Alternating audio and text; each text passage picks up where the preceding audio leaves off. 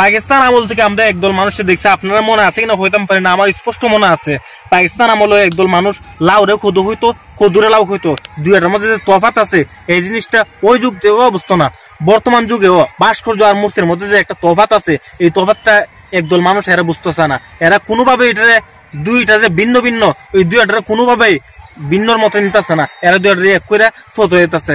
আপনারা যে ফটো দিতেছেন, আপনারা আপনার ফটোর আসুন, আর আমরা যে বুঝছি, আমাদের ভিতরে যে বুঝ আছে, আমরা কোরআন হাদিস কম হাতাই না। আমরা কতটুকু পড়ালেখা করছি আপনারা জানা আসুন, এমনি এমনি পড়ালেখা শেষ করে দিচ্ছি না।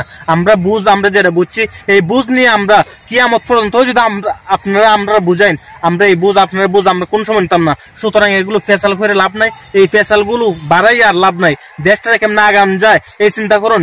কেন লাগি তুরস্কের মধ্যে যদি ইয়ার দোকানের যদি ভাস্কর্য হইতে পারে, এই সময় তো কোনো ফতোয়া বেরিয়েছে না, সারা বিশ্ব থেকে কোনো ফতোয়া নাই। সৌদি আরবের মধ্যে ভাস্কর্য হইতেছে, এগুলো কোনো ফতোয়া নাই। পাকিস্তানের মধ্যে ভাস্কর্য হইতেছে, এর কোনো ফতোয়া নাই। বাংলাদেশও শেখ মুজিবুর রহমানের ভাস্কর্য বানাতে গিয়ে আপনারা ফতোয়া এখন উতলে পড়ছে।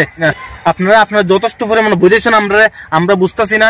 এর দায়ভার আপনারা দেওয়ান লাগতো না আল্লাহর দ্বারা যদি এর দায়ভার দেওয়ান লাগে, এর জবাবদিহিতা যদি করণ লাগে, তা আমরা করবো। এর জন্য আমরা কইতাছি যে আপনারা এগুলো নিয়ে আর আগাইন না। আমরা মতন চলতে দিন, দেশটা শান্তির মধ্যে রাখুন, আর দেশের মধ্যে আর কোনো বেজাল টেজাল বাড়াইন না।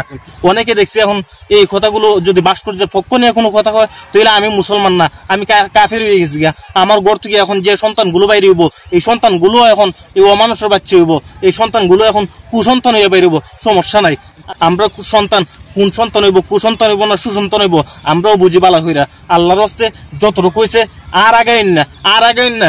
আর যদি বেশি আগাইন, তাহলে আপনারা কার এজেন্টে, কার দালালি হইরা যে এগুলো করতেছেন, এই সব কিছু আমরা বাহির করবো।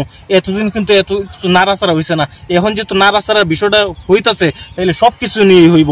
আল্লাহর হস্তে বাদ দিন, আমি বারবার হইতাছি, এর ফলে যদি এগুলোর মধ্যে নাড়াচাড়া করুন, তাহলে সামনের ভবিষ্যৎটা আপনাদের জন্য ভালো হইতো না। ভালো থাকুন, সুস্থ থাকুন।